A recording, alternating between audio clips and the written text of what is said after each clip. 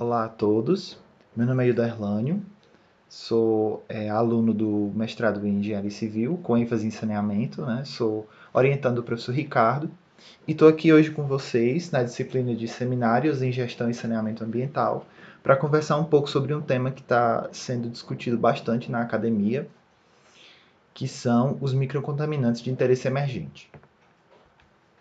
Para entendermos um pouco a problemática, é preciso fazer uma pequena contextualização, né? Nós vivemos na bacia hidrográfica, né? Nós pertencemos à bacia hidrográfica. E como tal, todas as nossas ações acabam refletindo nela, né? E em especial a água, porque a água tem diversos usos, ela está intrinsecamente ligada à nossa vida. Então, a qualidade da água muitas vezes acaba refletindo a forma como nós ocupamos a bacia. Então, os remédios que nós utilizamos, os produtos de beleza que costumamos usar rotineiramente, a forma como produzimos alimentos, os entorpecentes que são utilizados, os hormônios, os produtos de limpeza, dentre outros químicos que nós costumamos utilizar no dia a dia, acabam, de uma forma ou de outra, impactando na qualidade da água e na bacia hidrográfica. Então, essa presença desses contaminantes na bacia hidrográfica gerou problema nos pesquisadores nos últimos anos, né? Com o desenvolvimento da química analítica, foi possível detectar esses microcontaminantes, esses compostos, né, que estão em concentrações muito, muito pequenas e que antigamente não era possível de se detectar nas matrizes ambientais. Então, esses microcontaminantes, conforme definição da Agência Ambiental Americana, são micro-organismos, produtos químicos e outras substâncias naturais ou sintéticas que não dispõem de padrão regulatório e não estão contemplados em programas de monitoramento de rotina que foram recentemente detectados no meio ambiente e que são potenciais causadores de efeitos prejudiciais ou ao ecossistema ou à saúde humana, mesmo em concentrações traço. Então, são substâncias que, no sentido geral, não têm regulação, porque algumas têm de fato, mas são minoria, porque é uma quantidade muito grande de produtos químicos que são produzidos todos os anos ao redor do mundo, né? E são substâncias que têm potenciais causadores de problemas, mesmo em concentrações muito pequenas, né? Aqui na tabela à direita, a gente pode ver alguns exemplos, né? De drogas ilícitas, aditivos de gasolina, produtos de higiene pessoal, medicamentos, esteroides e hormônios, pesticidas, surfactantes. Então, todas essas substâncias que nós utilizamos rotineiramente e que pensamos que são substâncias inocentes, na verdade, pelo fato de nós não dessas moléculas, né, persistirem no meio ambiente e terem características químicas é, é, que permitem com que elas continuem no meio ambiente após o nosso uso, é um dos fatores, né, que tem preocupado a academia nos últimos anos. Esses contaminantes eles são divididos em três grupos. Né? Você tem os estrogênios de origem natural, que são compostos produzidos naturalmente pelo corpo, os fitoestrogênios, que são compostos produzidos pelas plantas, né? E esse grupo maior, bem grande, são os xenobióticos, que são compostos que naturalmente eles não existem no meio ambiente, que foram produzidos para fins específicos, como vocês podem ver, né? Químicos industriais, uso veterinário agrícola, fármacos, produtos de cuidado pessoal e de higiene, desreguladores endócrinos, né? Eles foram produzidos para esse fim e, quando encontrados no meio ambiente, a gente pode constatar que eles estão lá porque são resultado da atividade antrópica. Mas por que, que eles são tão perigosos? Né? Por que, que existe esse receio com relação a esses microcontaminantes? Primeiro, como eu já comentei, eles eram desconhecidos até recentemente. Né? Com o desenvolvimento da química analítica, foi possível detectar esses compostos nas matrizes ambientais. Então, isso ligou um alerta nos cientistas. Né? Outro problema é o seu uso regular. São produtos químicos que nós utilizamos rotineiramente. Então, portanto, ele está constantemente entrando no meio ambiente. Né? São compostos, muitos deles, que possuem riscos emergentes, né? Riscos que tendem a crescer, se a gente citar, por exemplo, os antibióticos, né? E para a maioria desses compostos não há regulação, né, em termos de padrões de potabilidade. Né? A Europa é que ainda tem mais alguma regulação com hormônios, né? Mas aqui no Brasil a maior parte da regulação está ligada mais a pesticidas, herbicidas, a alguns compostos químicos, mas não necessariamente, por exemplo, a fármacos. Então, para a gente entender um pouco, né, do perigo desses compostos no meio ambiente, a gente precisa entender o ciclo deles, né? Esses compostos têm três principais fontes, né? Na origem humana, a origem agropecuária e a origem industrial. Então, através dos seus diversos usos, né, através dos medicamentos, excreção de hormônios naturais, uso de produtos de limpeza, né, no uso agropecuário você tem fármacos também são utilizados, os animais também excretam hormônios, né, você tem o uso de pesticidas. Na origem industrial, existem as mais diversas origens, né? Na indústria farmacêutica, na produção de plásticos, de produtos de limpeza. Então, todos esses compostos acabam indo por diversos processos parar na natureza e acabam contaminando os corpos d'água e que, por sua vez, principalmente através da contaminação dos corpos d'água, mas também acontece através de alimentos e bebidas contaminados, e isso acaba vindo para os seres humanos.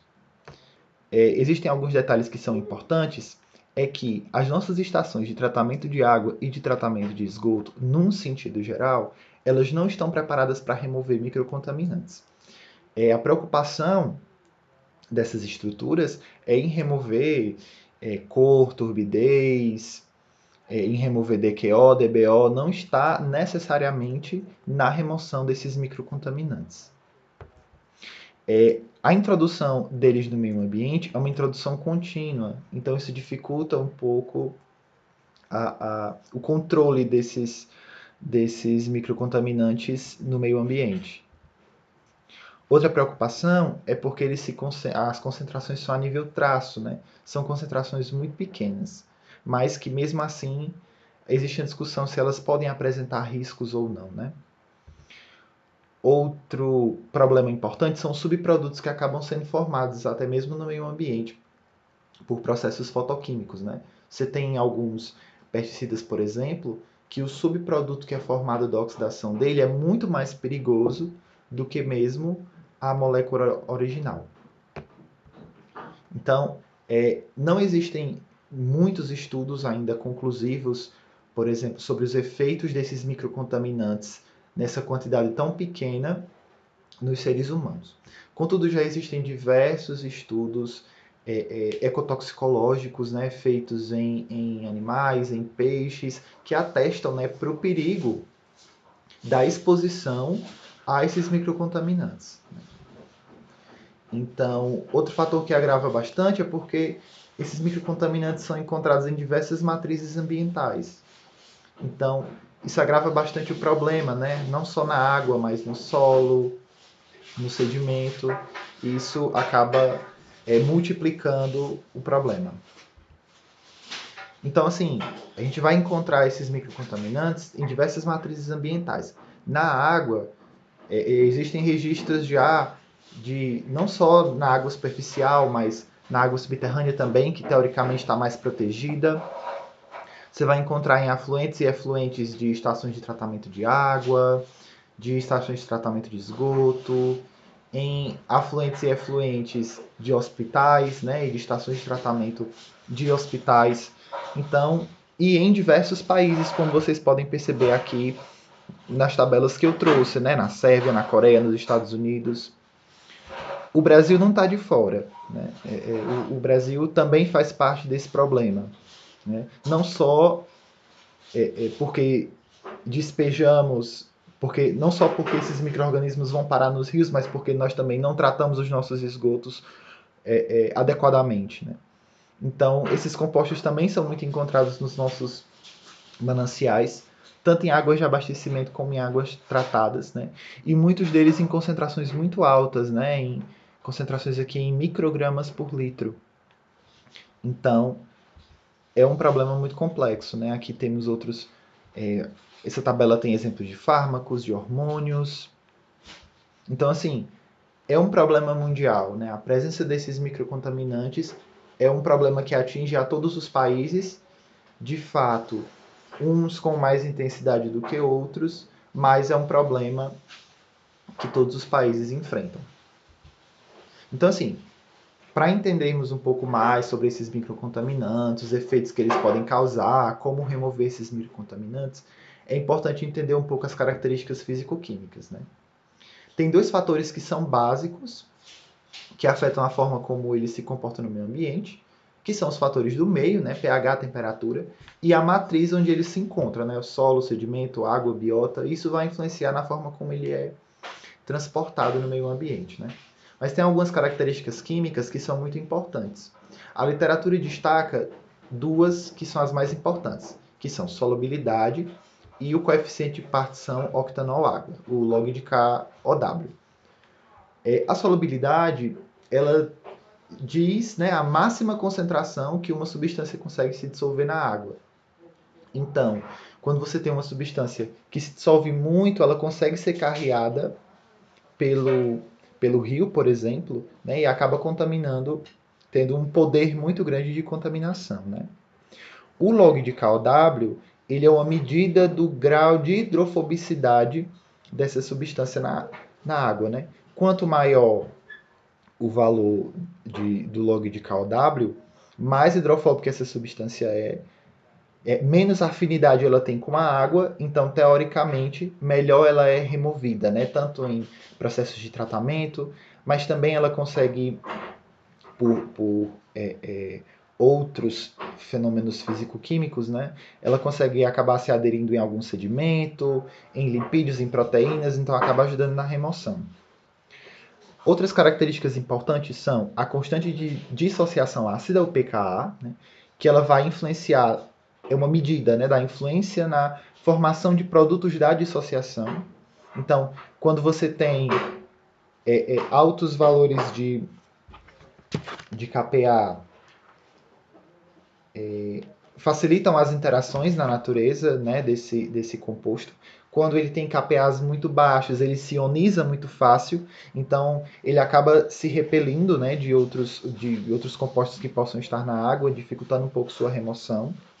O tempo de meia-vida, que é um parâmetro também muito importante, que é o tempo no qual metade do composto é desintegrado. A biodegradabilidade também é um parâmetro muito importante, porque alguns compostos podem ser mineralizados, né? Então, os micro-organismos entram aí também com um papel muito importante. E vale ressaltar também que moléculas com cadeias aromáticas e grupos de halogênios, elas tendem a ser mais persistentes no meio ambiente. Então, eu trouxe essas tabelas aqui para vocês do trabalho de Felipe, para a gente ver um pouco sobre a variedade de compostos químicos que existem, né? E como eles podem ser diferentes nesses parâmetros químicos, né? Se nós formos observar aqui na tabela da esquerda, essa comparação entre o ácido acetil salicílico e o paracetamol, né?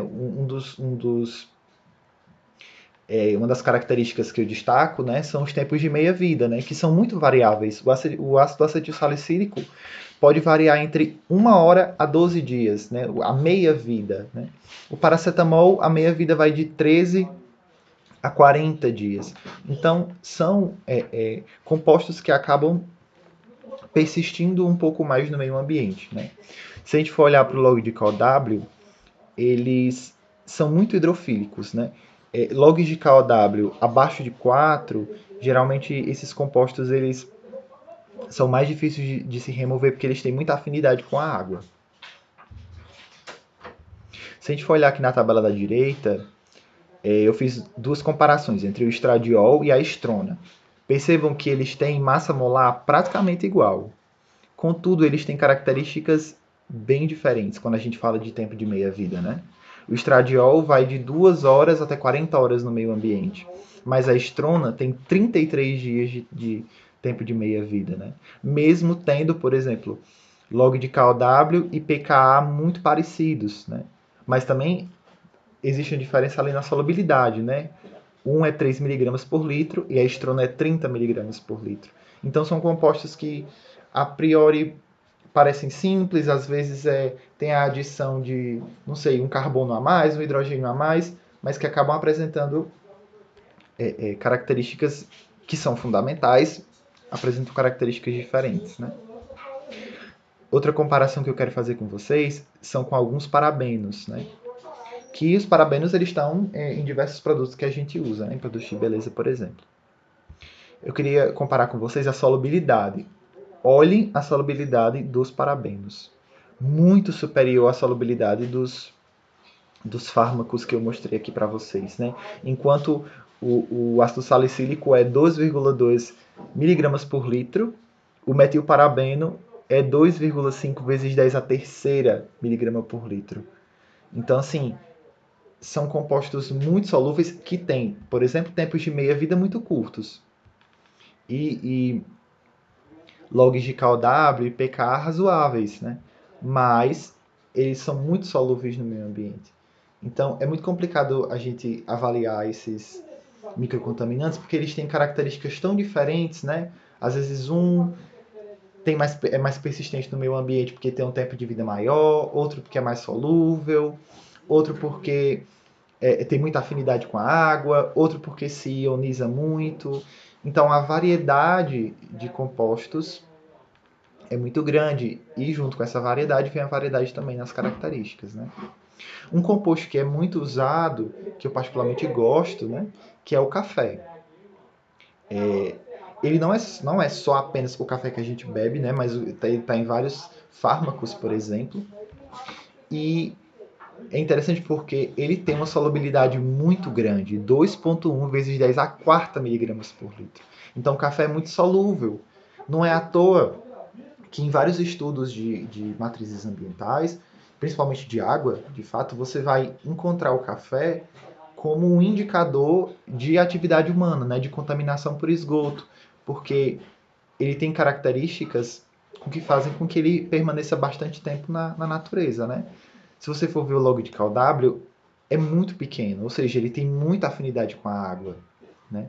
Mesmo tendo um tempo de meia-vida muito curto. Mas como nós utilizamos muita cafeína, ele aparece em concentrações relevantes em praticamente todo estudo que envolve esse tipo de assunto, né?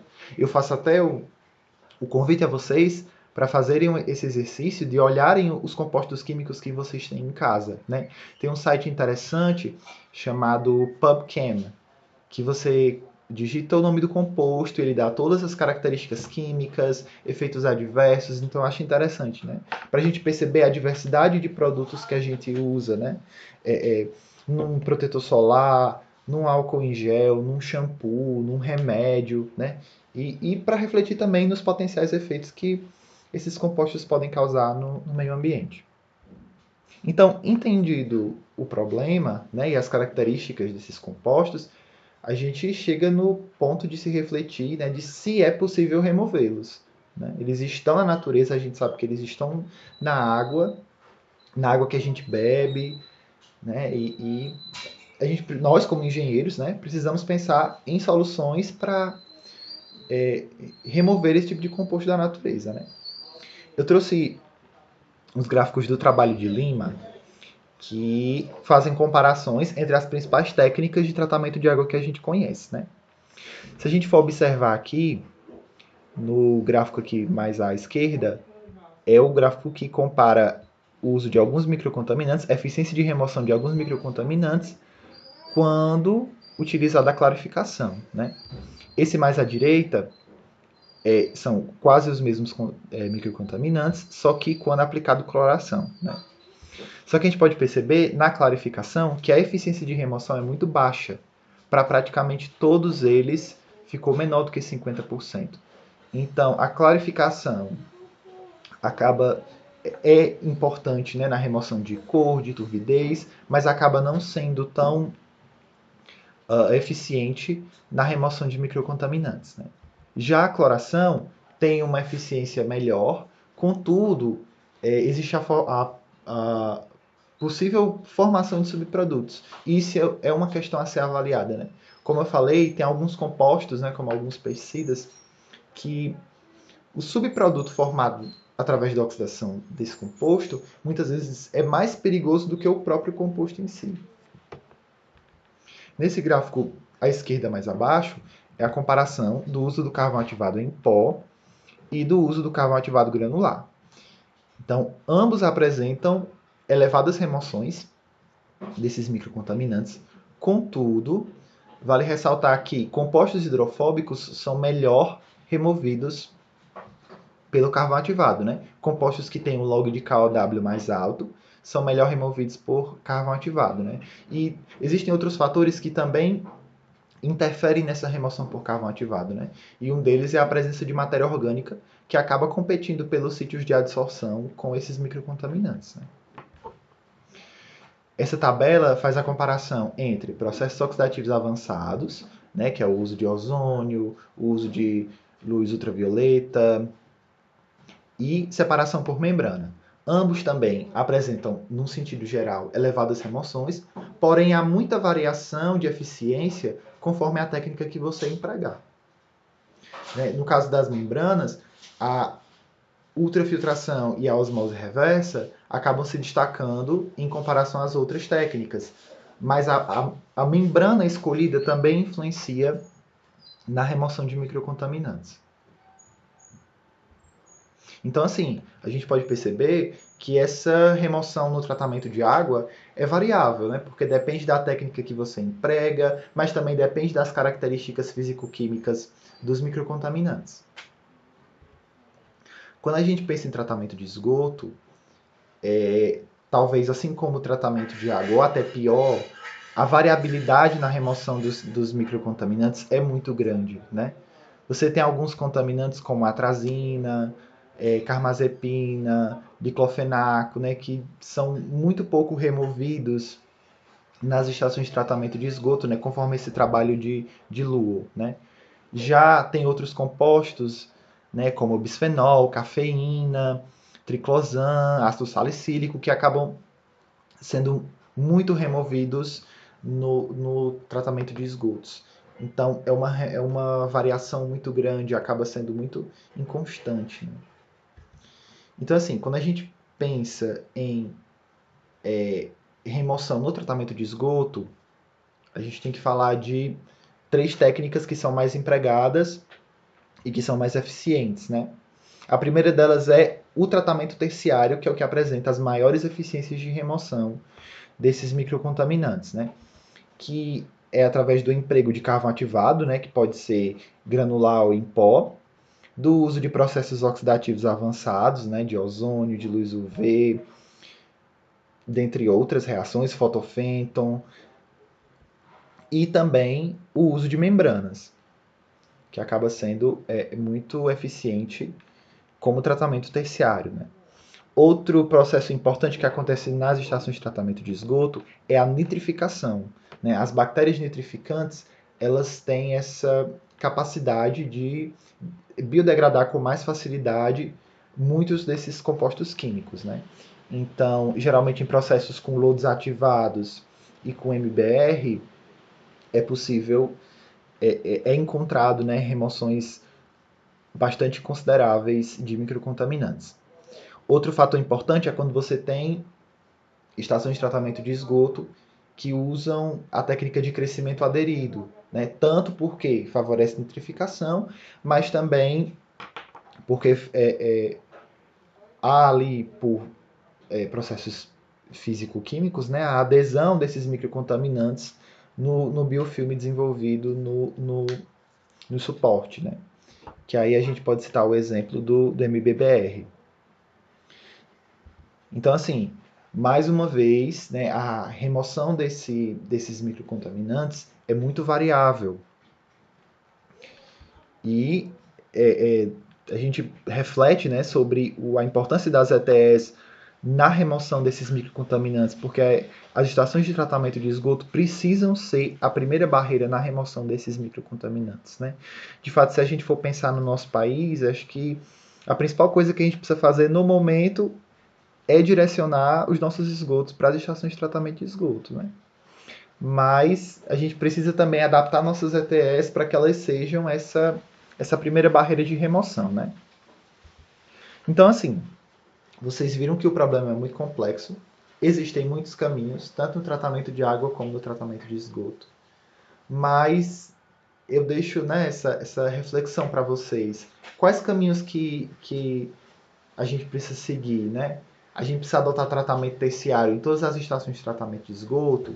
Isso é importante, né? Porque o tratamento terciário vai lidar também com outras coisas, né? Mas também vai ajudar a remover os microcontaminantes, né? A gente precisa adotar um tratamento avançado na água, né? Aplicar um carvão ativado, usar processos oxidativos avançados, né? Isso vai, de fato, melhorar a qualidade da água em todos os sentidos, né? Mas, por outro lado, existe um custo. Ou será que o caminho que a gente tem que adotar é a redução ou a moderação do consumo desses compostos, né? Quantos produtos químicos a gente não consome por dia, muitas vezes em exagero. Então, será que reduzir ou moderar é o caminho, né? A produção desses compostos precisa ser revista, né? Será que a indústria química precisa pensar um pouco sobre o que ela está produzindo, sobre como esses compostos vão parar no meio ambiente e como fazer com que eles não sejam tão persistentes, né? Será que a gente precisa de regulação, né? E o monitoramento? Precisamos monitorar mais os nossos corpos hídricos, mas tem um custo, né? Então, assim, eu faço essas reflexões e eu deixo elas para vocês para a gente discutir na nossa aula de hoje. Então, assim, a única certeza que eu tenho é: precisamos continuar pesquisando, porque só assim nós vamos encontrar as melhores soluções para o problema. Essas são as minhas referências e, desde já, muito obrigado pela atenção de todos.